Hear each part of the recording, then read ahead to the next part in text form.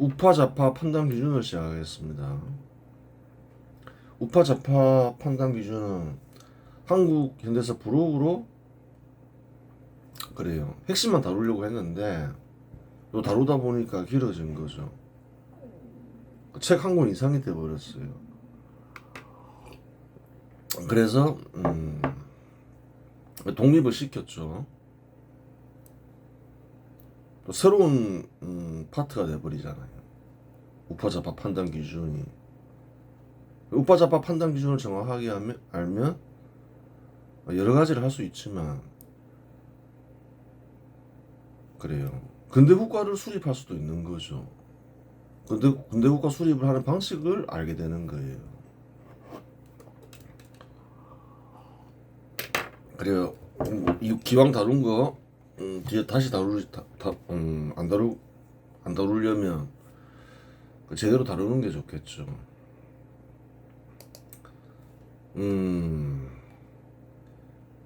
우파 좌파 판단 기준에서 가장 중요한 건 뭔가요? 민간 기업 육성이죠. 계속 얘기했지만 수천 년간 민간 기업 설립을 허용하지 않았다는 거예요. 민간 기업 설립을 허용하는 것과 허용하지 않는 것은 큰 차이가 있다는 거예요. 수천 년간 허용하지 않았죠. 신분제도를 만들어서 이외에도 여러 가지 조치가 취해졌죠. 신분제도 이외에도 정부가 통제를 했다는 거예요. 산업을 철저하게. 공산주의하고 거의 같죠. 얘기하잖아요. 공산주의 국가는 새로운 게 아니다. 운영 방식이 고대 국가하고 똑같다. 고대 국가다. 그걸 알아야 되는 거예요. 민간 기업 설립을 허용하니까 산업이 굉장히 빠르게 발전하죠. 절대 빈곤에서 탈출하게 되는 거예요. 국가는 번영하죠. 독립을 유지할 수 있게 되는 거고. 그래요. 민간 기업 육성을 위해서 직접적으로 해야 할 일이 무엇이냐? 그것을 다루었죠. 민간 기업 설립을 허용해야 되겠죠. 그 다음에 조선 총독부가 한 일을 봤죠. 교통망 건설하더라. 교통 유지에 도시를 건설하더라. 그래요. 그 다음에 뭘 하나요? 산업을 발전시키려 하죠. 산업의 고도화 및 신산업을 육성하더라. 성공하나요? 성공하지 않나요? 성공했다는 거예요. 이와 유사한 일을 누가 했냐는 거예요. 군사정부가 개성해서 했다는 거예요. 살기 좋아졌죠. 사람들 풍요로운 삶을 살게 됐죠. 조선 총독부 때는 어땠을까? 마찬가지라는 거예요. 같은 일을 했는데 군사정부 때는 좋아지고 조선 총독부 할 때는 나빠졌다. 그 잘못된 그래요. 역사 이해라는 거예요. 똑같은 일을 했는데 왜 그래? 똑같이. 아니, 도시가 건설되고 양질 일자리가 대량으로 공급되는데 왜 그 시대가 조선 시대보다 살기가 어려워요. 지금 시대와는 비교할 바가 아니지만 훨씬 살기 좋죠. 그러면 이런 조치만 취하면 민간기업 설립이 되냐? 또 그걸 생각해야 되는 거예요. 민간기업 설립을 허용했어요. 민간기업이 설립되냐는 거예요. 교통망을 했어요. 과연 민간기업이 설립될까? 그 전에 어떤 조치들이 또 필요한가? 그런 걸 살펴봐야 되겠죠.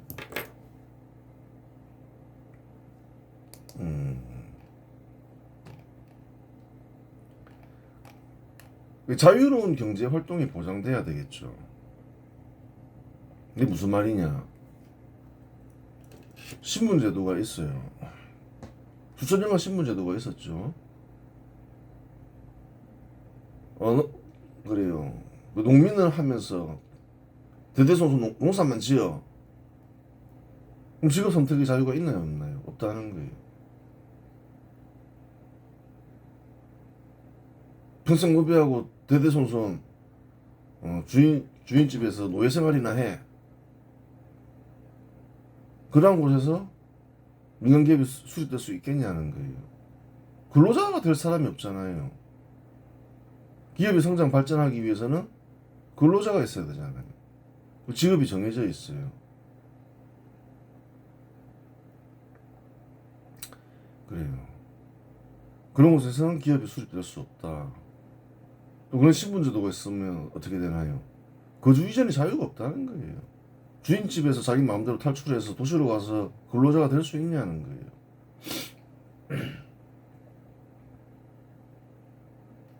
그래요. 그러면 이제 무엇이 필요한가를 봐야 되는 거예요. 자유가 필요하다는 거예요. 근대 국가가 수립되기 위해서는 거주 이전의 자유도 있어야 되고, 근로자나 기업 소유자가 될 수 있는 자유도 있어야 된다는 거예요. 그런 것이 자유로운 경제 활동이다. 경제와 관련된 자유. 민간 기업이 수립될 때 필요한 자유가 무엇인지를 생각하면 알 수가 있다는 거예요. 그래요.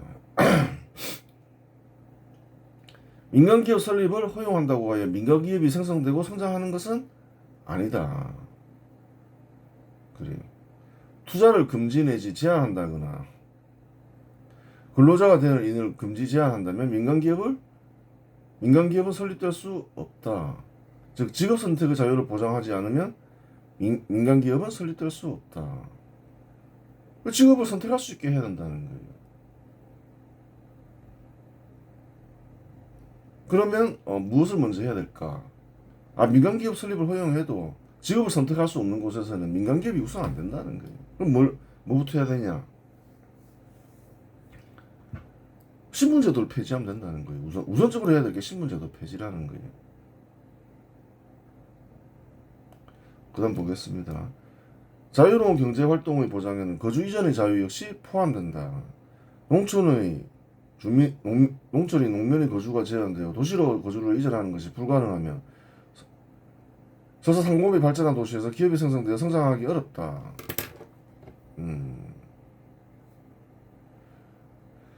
그래요. 도시를 건설해서 민간기업을 육성하고 싶어요.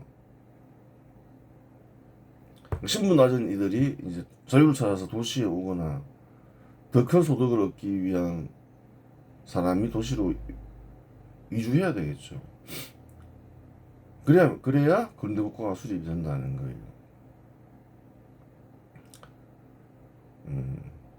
근로자를 구하기 어렵기 때문이다. 그렇죠. 기업 소유자 입장에서도 마찬가지이다. 거주 이전의 자유가 보장되지 않으면 투자하고 싶은 지역에 투자할 수 없다.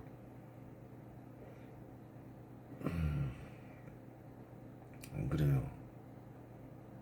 그러한 이유로 거주 이전의 자유 역시 자유로운 경제활동 보장에 포함된다고 말하는 것이다. 투자를 위해서는 저기 한번 투자해봐야 되겠어. 그래요. 거주 이전을 해서 투자할 수도 있고 그래요. 난 농촌에 살기 싫어. 노비생활 그만둘래. 도시로 가서 근로자가 될 수 있겠죠. 또 기업 소유자가 될 수도 있고 근로자로 살아가면서 재산을 모으면 그런 경우 많죠. 흔한 일이었다는 거예요. 그래요. 근대 국가에서 국민들이 신분은 모두 동등하다. 따라서 어떤 국민도 다른 국민을 강제로 일을 시킬 수 있는 방법은 없다. 강제로 일을 시키지 않는다고 하여 일할 사람이 없겠는가? 대부분의 성인이 된 국민들은 소득을 얻기 위하여 어떤 식으로든 일을 하려 한다. 고대 국가에서는 어떻게 일을 시켰나요? 강제로 일시키죠. 신분이 있으니까.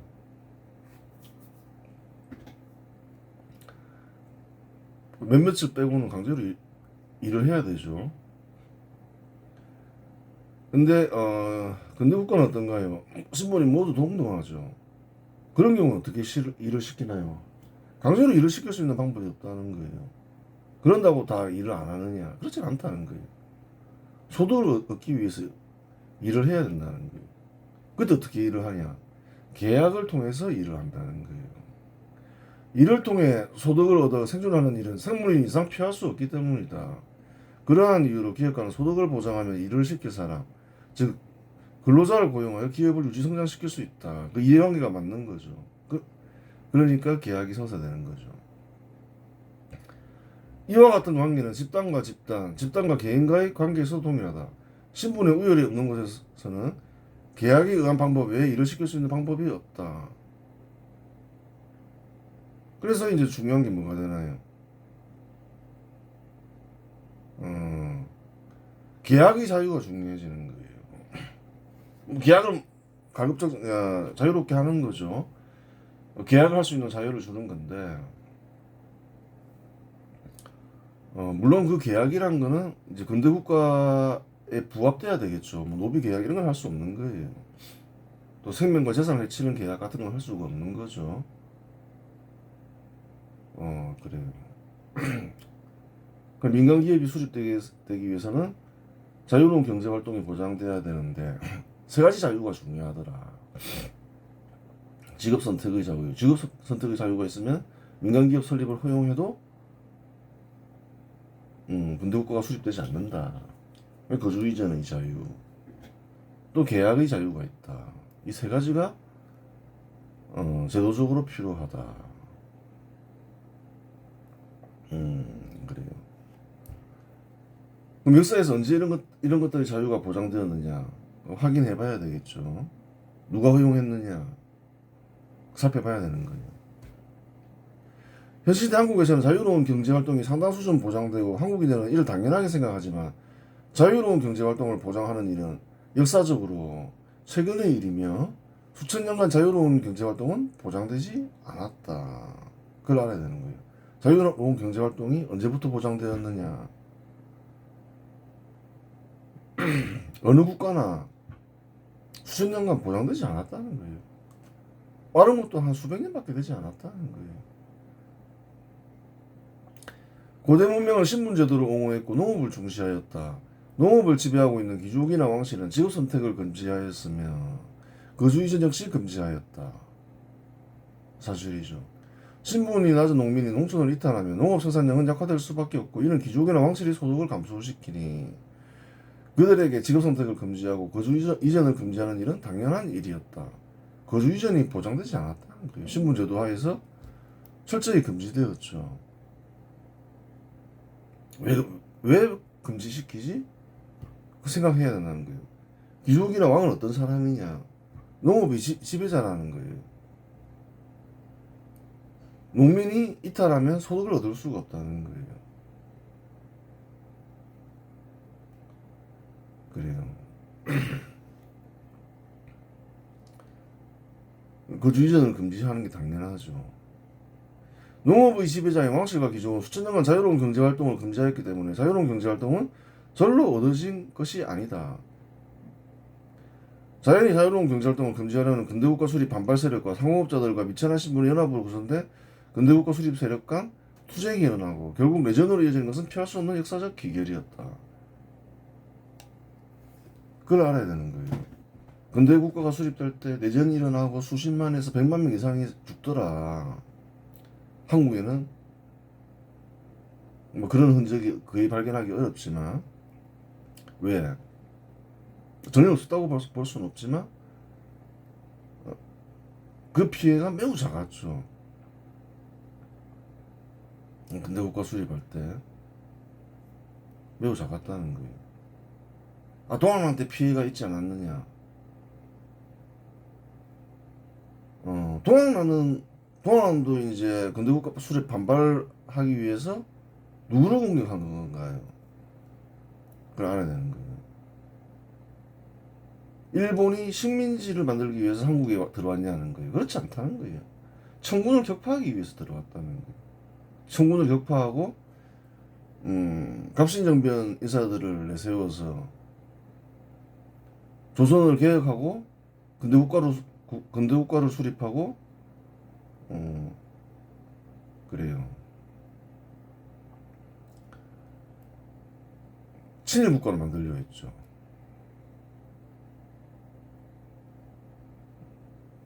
그래요. 그 사실을 알아야 되는 거예요. 그러면 이제 한국 역사에서 어떤 방식으로 자유로운 경제활동이 보장되었는지 살펴보자. 직업 선택의 자유 보장.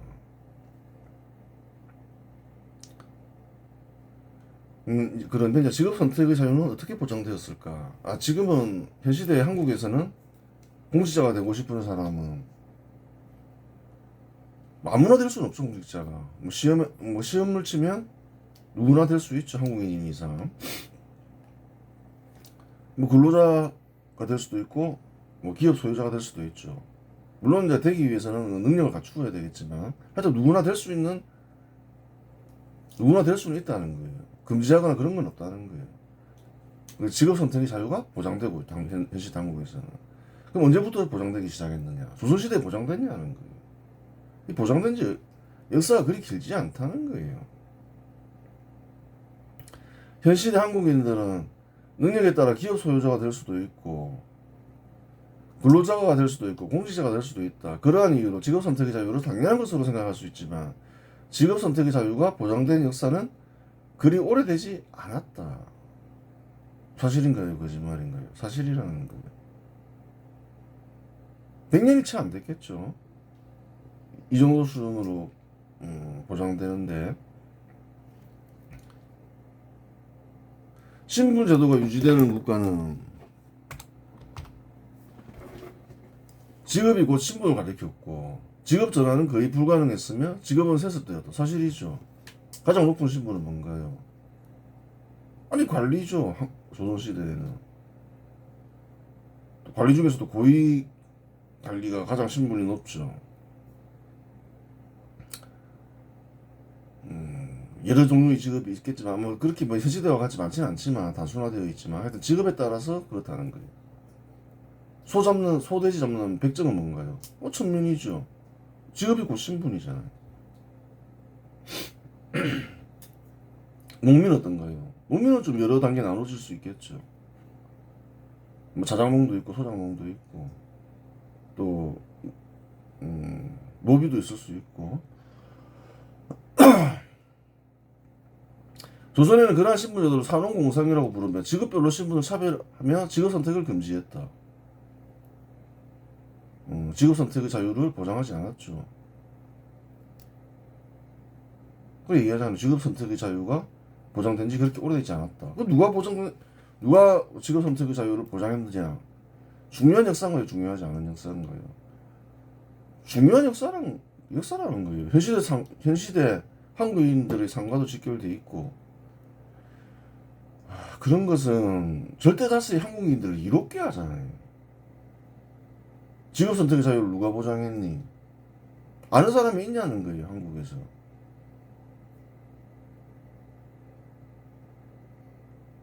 그래요. 누가 또 이로움을 살해했니? 안중근 그런 건 알죠. 근데 그건 한국인들 무슨 상관이 있나요? 그래요.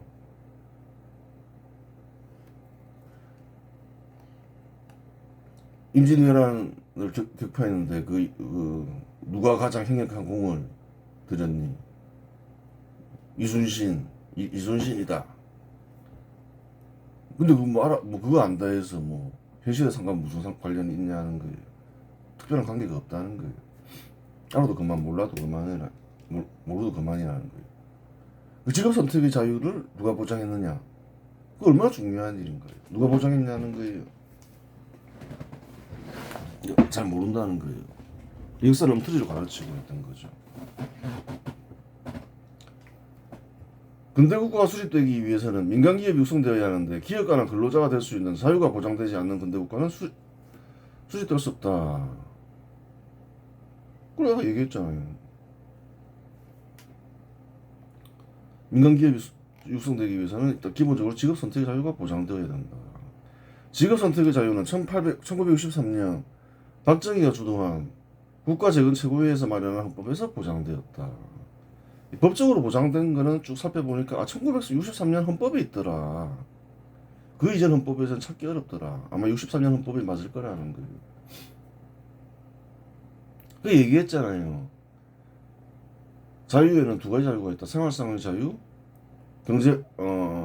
생활상의 자유가 있고, 크게는 경제활동의 자유는 생활상의 자유에 포함되죠. 정치상의 자유가 있다. 그래요. 생활상의 자유는 언제 더 군사정부 때 잘 보장됐다. 확장되었다. 군사정부 이후에는 계속 간섭하죠, 정부가.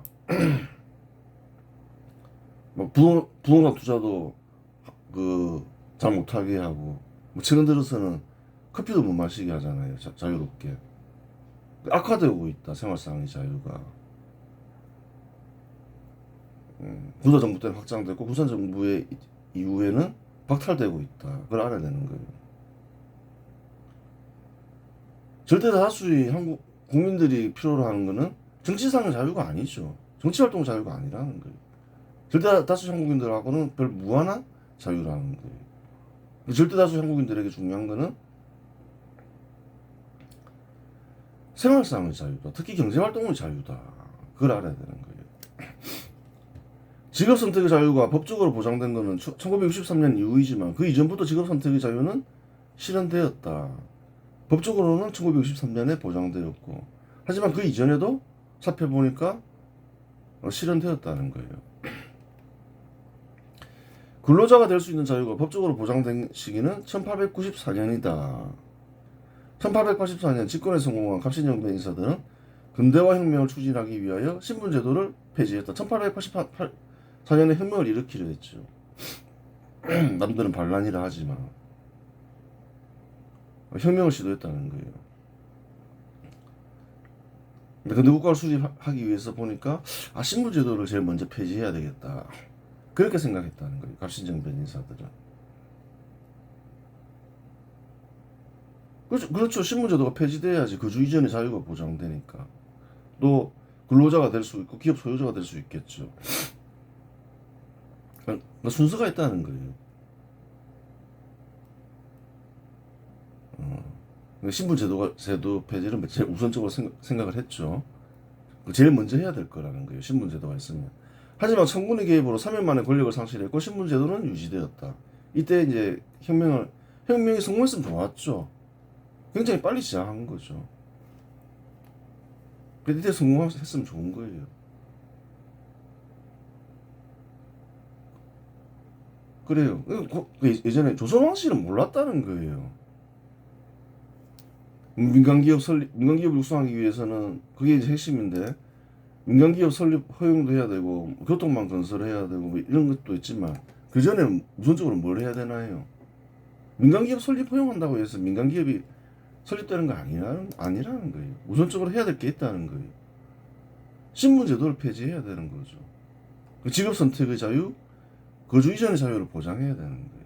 했냐는 거예요. 근대 국가 수립을 위한 실질적인 조치를 하나도 취하지 않았다는 거예요. 조선 왕실은. 안 취하니까 안 되겠다 싶어서 혁명을 일으킨 거죠. 이러다가는 크게 잘못되겠다, 국가가. 그래서 갑신정변 인사들이 혁명을 일으킨 거라는 거예요. 조선 왕실이 아무런 조치를 취하지 않으니까. 뭐 군대를 현대식으로 바뀐다. 그게 이제 근대 국가 수립이 아니라는 거예요.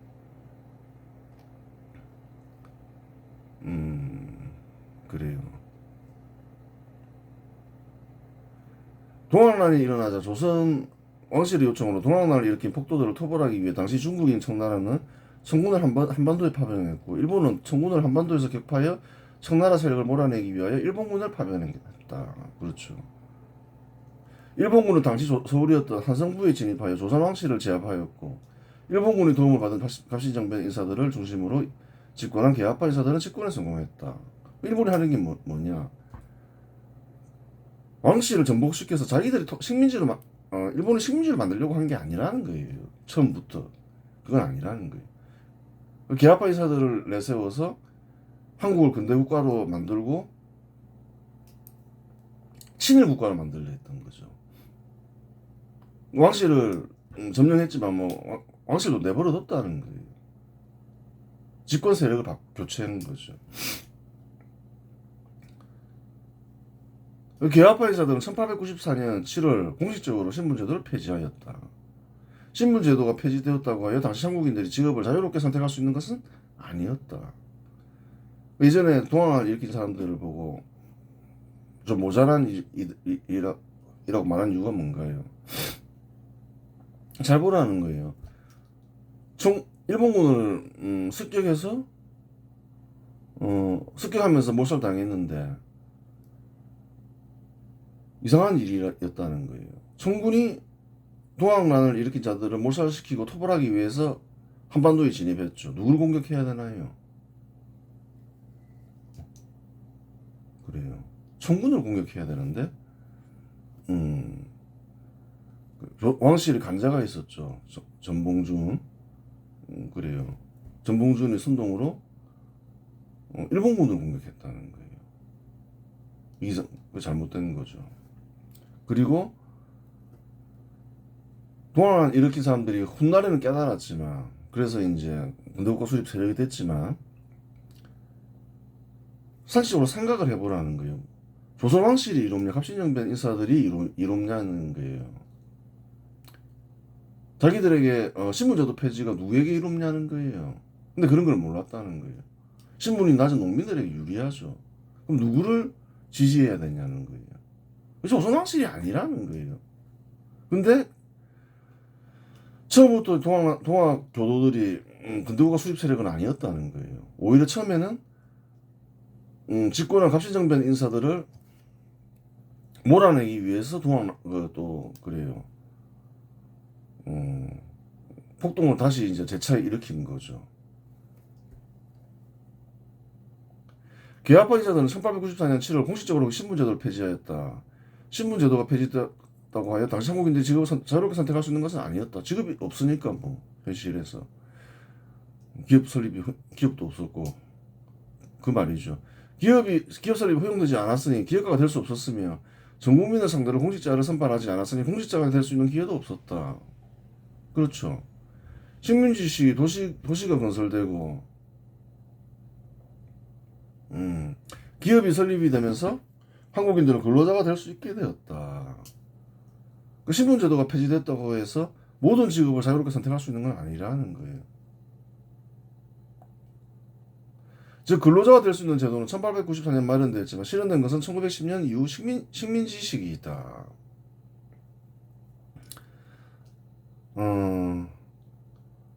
근데 이제 근로자가 될 수 있는 권리가 뭐 법이 뭐 별도로 있는 건 아니죠. 별도로 있는 건 아닌데 신분제도가 폐지되면 근로자가 될 수가 있는 거예요. 근로자가 될 수 있는 권리가 법적으로 주어진 것은 1894년이다. 일단 거주 이전에 자유가 생기잖아요. 신분이 다 동일해지니 나 주인집에서 일 안 할래 하고 나가도 이제 잡을 길이 없다는 거예요.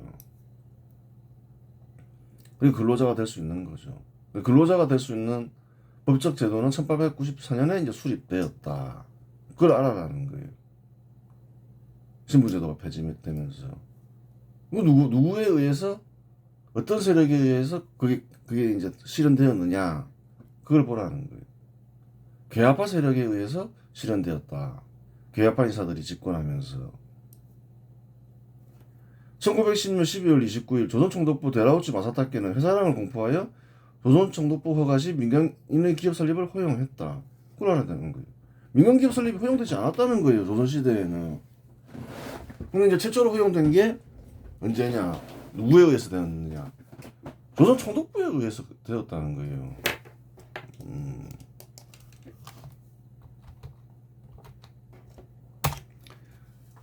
그 전에도 이제 기업 설립을 시도했지만 조선 왕실이 이제 왕실 소유의 기업을 설립 시도했죠. 실패했지만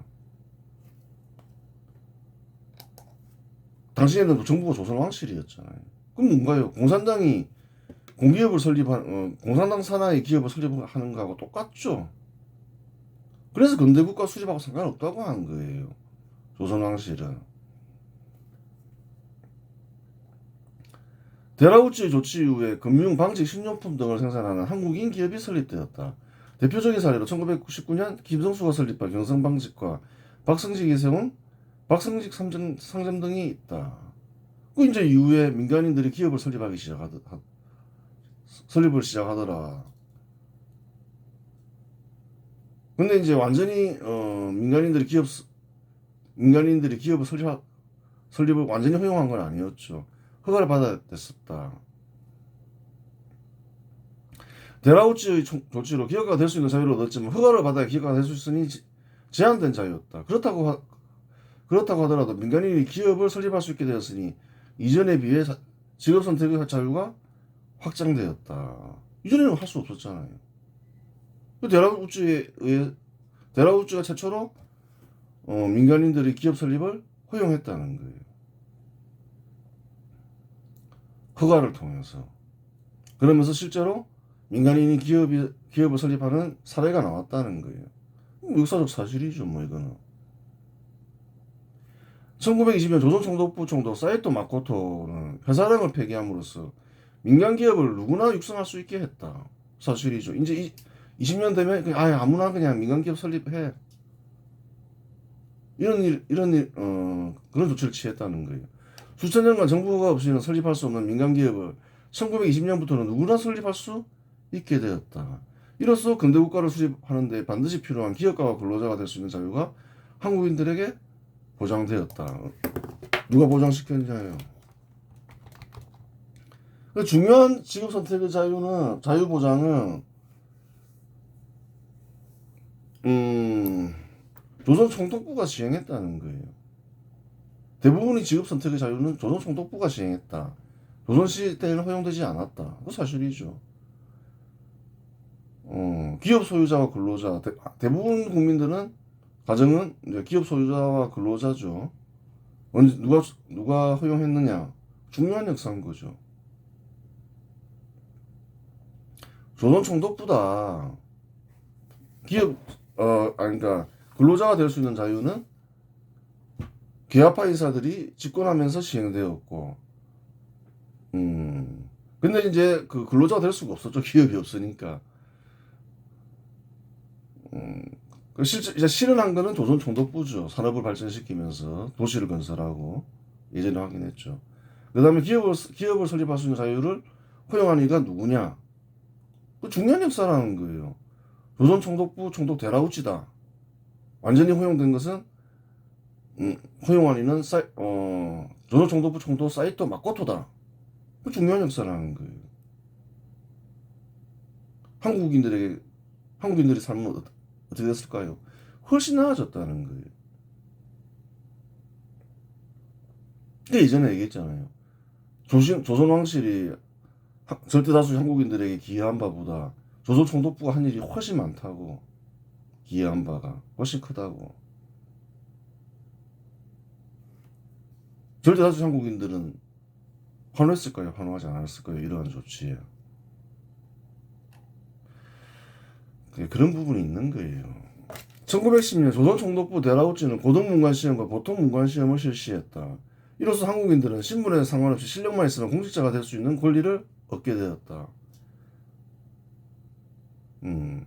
고등문관시험에는 주로 일본인들이 합격했지만 한국인 역시 합격하여 고위공직자가 되었다.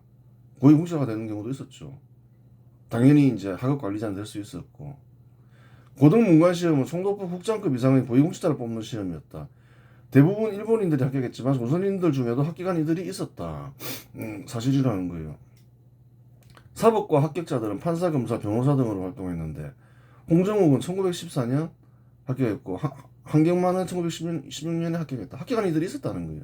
판검사는 이들이 있었다는 거예요. 이 식민지 시기에. 사법과 합격자들은 판사, 검사, 변호사 등이 되어 활동했다. 행정과 합격자들도 있겠죠. 뭐 경찰도 있고 군인도 있고 많았잖아요. 그 생각을 해야 되는 거예요. 조선시대에 한국인들은 어쨌든 간에 고대 관습적 생각에 지배당하면서 관리가 되고 싶어 하죠. 우월한 위치에 있다 생각하죠. 근데 조선시대에 허용했냐는 거예요. 신분이 높은 이들 몇몇에게만 허용했지. 근데 조선총독부는 한국인들 누구나 관리가 될 수 있게 했다는 거예요. 공직자가 될 수 있는 자유를 허용한 거죠. 그 다음 보겠습니다. 조선총독부의 구성원의 30% 정도는 한국인이었는데 이런 작은 수가 아니다. 조선의 중앙관리수는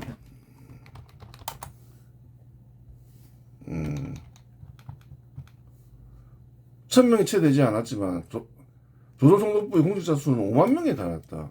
이 중 30%면 15,000명에 이른다. 그걸 알아야 되는 거예요. 그 퍼센테이지로 일본인들이 많으니까 한국인들에게는 공직 부여가 더 적은 거 아니었냐? 그게 아니라는 거예요. 조선시대는 그래요. 주요 공직이죠. 주요 공직이 한 1000명밖에 되지 않았다는 거예요. 돈이 없으니까 가난한 국가다 보니까 많이 유지할 수가 없었던 거죠. 근데 조선총독부 공직자 수는 5만 명에 달했다는 거예요. 그럼 5만 명이면 어떻게 되나요? 30%라 해도 15,000명이라는 거예요. 훨씬 많은 일자리가 제공된 거죠. 공직 일자리가. 그리고 그 공직은 모든 한국인들에게 열려 있었다는 거예요. 능력만 있으면 공직자가 될 수 있었다는 거예요. 즉 한국인들은 식민지식이 공직자가 되기 훨씬 쉬웠다. 조선시대 관리는 신분이 높은 이들만 될 수 있었지만 조선총독부 관리는 시험에 합격하면 누구나 될 수 있었다. 그거 보라는 거예요. 유명한 이들 있잖아요. 많잖아요. 뭐 예를 들어서 박정희 그 일본 육사를 나와서 군인이 됐다. 그 사람이 뭐 신분이 높은 사람이었냐는 거예요. 잘 사는 사람이었냐는 거예요. 그 능력이 있으면 공직에 진출할 수 있었다는 걸 확인할 수가 있는 거예요. 따라서 식민지 시기가 조선시대보다 공직자가 될 수 있는 권리가 비교할 수 없을 정도로 잘 보장되었다. 기업가가 될 수 있는 자유, 근로자가 될 수 있는 자유, 공직자가 될 수 있는 자유가 조선총독부에 의해 실현되었으니 직업 선택의 자유를 보장한 자유의 아버지는 조선총독부였다.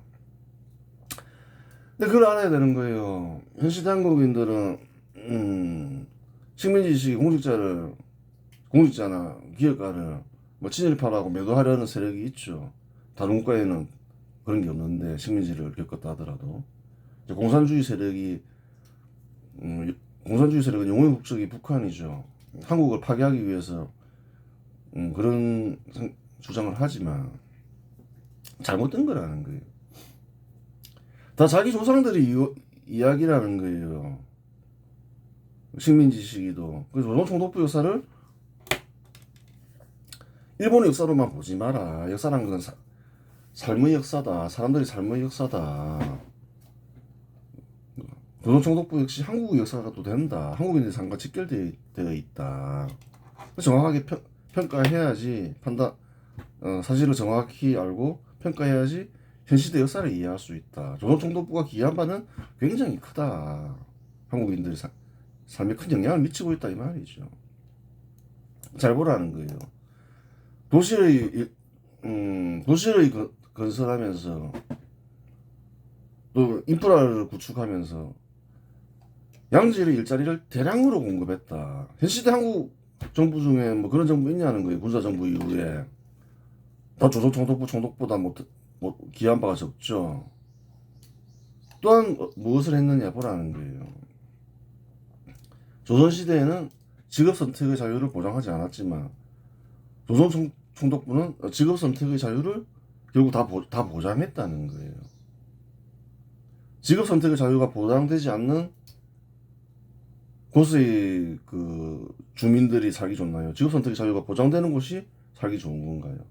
직업 선택의 자유가 보장되는 곳이 훨씬 살기 좋다는 거예요.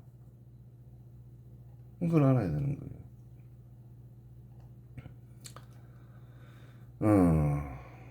그래요.